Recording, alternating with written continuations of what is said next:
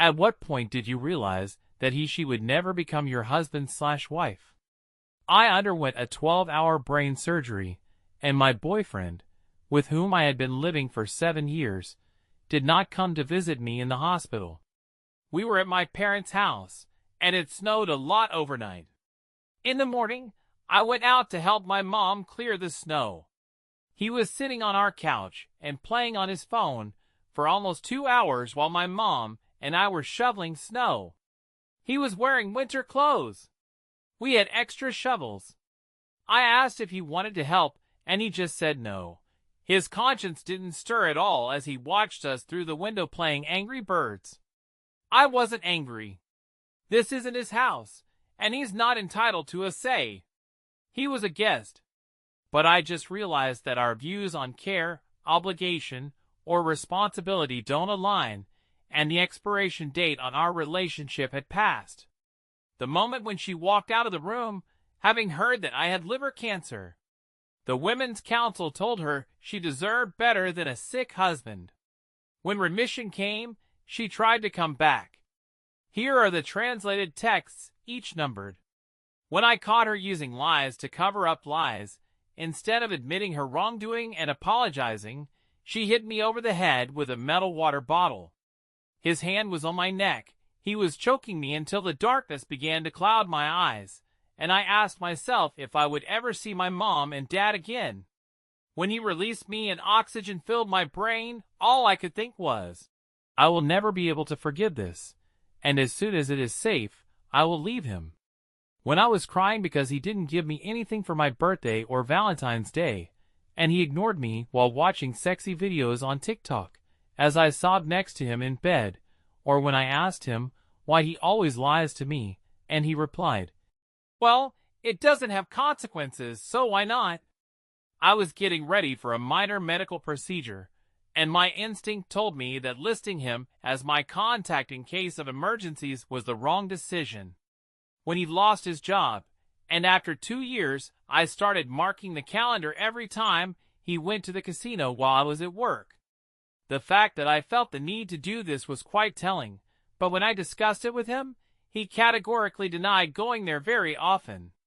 It turned out he was visiting the casino 3 to 4 times a week, and later I learned he had thousands of dollars in debt. I saw a message he sent to a friend in which he wrote that he sees no future with me. We had been together for 4 years, and recently he convinced me to leave my high-paying job and move to a small town for his career.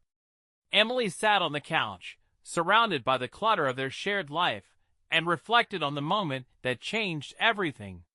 It was a rainy Saturday, and they had planned to spend the day discussing their future.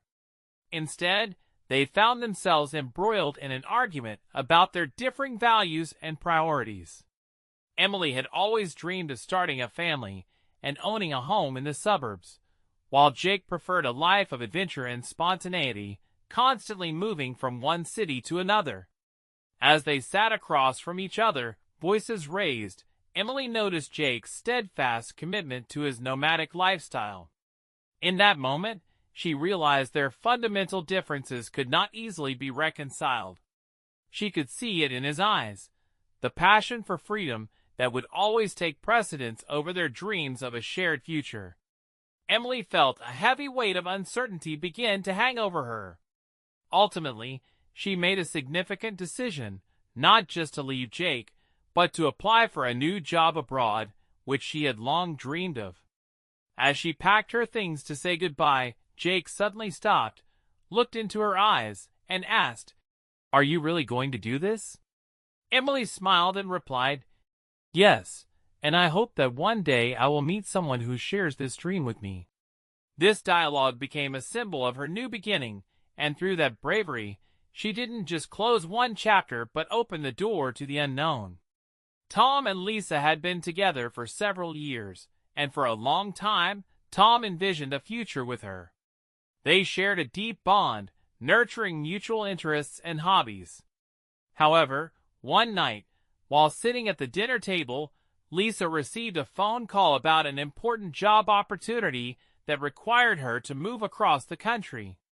Tom felt a surge of excitement for her, but noticed Lisa hesitating. As she talked about the opportunity, Tom expressed his support, but inside, he couldn't shake the feeling of dread. Imagining her moving away to pursue her dreams, while he remained in his comfortable routine, made him uneasy. When Lisa finally responded that she would prefer to stay because she couldn't imagine leaving him, Tom realized that her ambitions and passion were being overshadowed by his own fears. This was a moment of revelation for him. His fears shouldn't stand in the way of her living her life. At that moment of silence, Tom asked, "What if we both go from here? What if you go and I join you?" Lisa, with wide eyes, replied, "Are you serious?" This idea opened up new possibilities for both of them, and while they still stood at a crossroads, the thought of living together in a new country unveiled new horizons. Therefore, perhaps their breakup wasn't inevitable. Instead, it became a path toward new adventures together. When Alex and I moved in together, I hoped that our shared life would strengthen our relationship.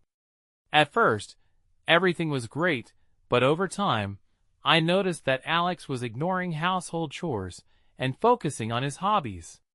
One evening, when I had cleaned the entire apartment by myself and asked him why he didn't help, he replied that it wasn't a priority for him. At that moment, I realized that he would never be ready for a true partnership, and our path wouldn't lead to marriage. During a Christmas dinner with my partner's family, everything seemed wonderful until one of his relatives made a little joke about marriage. His emotional reaction was so distant that it was a red flag for me. All evening, he avoided the topic of marriage, and I realized that he didn't see that future for us. After that evening, I understood that I would only get a relationship from him, but not a true partner. The night before I was going to propose, she called me and said through tears, "I want you to know that if you ask me to marry you, I will have to say no." That was just the beginning of the realization. The following week, she told me that she had been kidnapped and sexually abused several years ago, which had left her unable to have children, although she really wanted to. She had also suffered a lot of psychological trauma that she had never been able to overcome. She had wanted to tell me about it earlier, but she had not been able to choose the right moment or muster up the courage.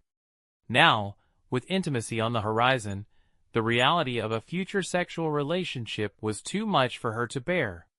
For 3 months, I had hoped that psychotherapy would fix everything. Unfortunately, she was not ready at all. One day, while I was making soup and talking to her on the phone, she told me that she hoped we could stay friends forever, but she didn't think we would ever get married. I replied that I couldn't be with her and not love her, so it was better for us to go our separate ways. When I said that, I realized that the soup had been boiling for a long time. I hung up the phone and cried for an hour. That's when I realized that this was the end. 5 years, and all my dreams of a future had been shattered. 15 years later, I can happily say that I am married, albeit to a different woman. We have 3 children and a wonderful life.